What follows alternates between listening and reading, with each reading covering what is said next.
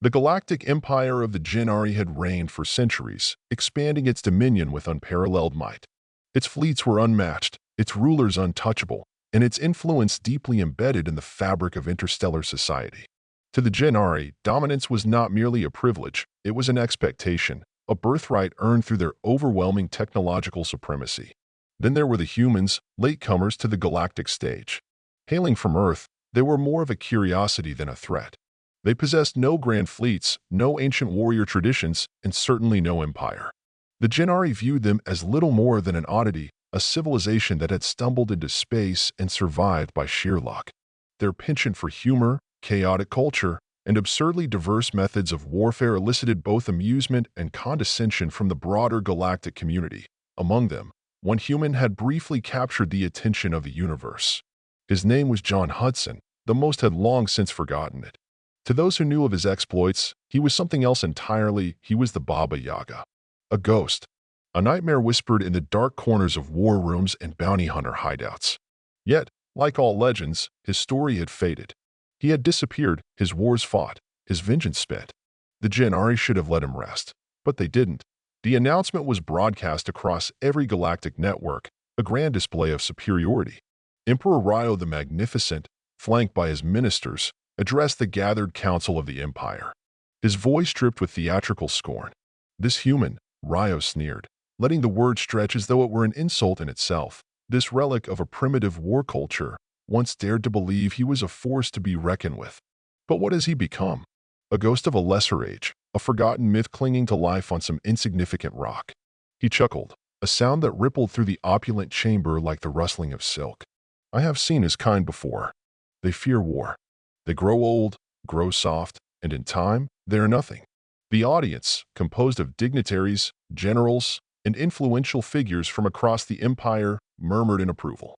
Some laughed outright, while others exchanged knowing glances, as if to say, yes, the humans have always been lesser. This one is no different. One of Ryo's advisors, a lanky reptilian being clad in golden ceremonial robes, stepped forward with an amused expression. Perhaps we should extend an invitation, my emperor. Let the great Baba Yaga know we are thinking of him. The chamber erupted in laughter. The message was sent, a transmission beamed across the stars, encrypted but unsubtle. The words were sharp, cruel, designed to humiliate. To the so-called Baba Yaga, the Empire extends its greetings. We have spoken your name in jest and found it lacking. We hear you fear war. We understand, of course, the burden of violence weighs heavy upon lesser creatures. Sleep soundly, relic of a dead legend. But they didn't stop there. The assassins were sent, not to kill John Hudson, for that would have been too simple. No, they sought a message, a deeper cut. A single strike that would tell the universe exactly what remained of the Baba Yaga. They killed his dog.it was not a quick death, nor a clean one. The footage was transmitted across the empire, a cruel spectacle designed to break a man they believed had already been broken. When the news reached the quiet colony where John Hudson had taken refuge, the local bar fell into stunned silence. The holographic screen flickered, replaying the scene in grainy detail, a group of Genari enforcers laughing, standing over the motionless form of the cybernetic hound known as Bandit. One of them, a particularly brutish officer, had scrawled something crude onto the side of the dog's plating. Where is your war now, Baba? The glass in John Hudson's hand cracked. The murmurs around him were hesitant, uneasy. The bar was filled with beings of all kinds, human and alien alike.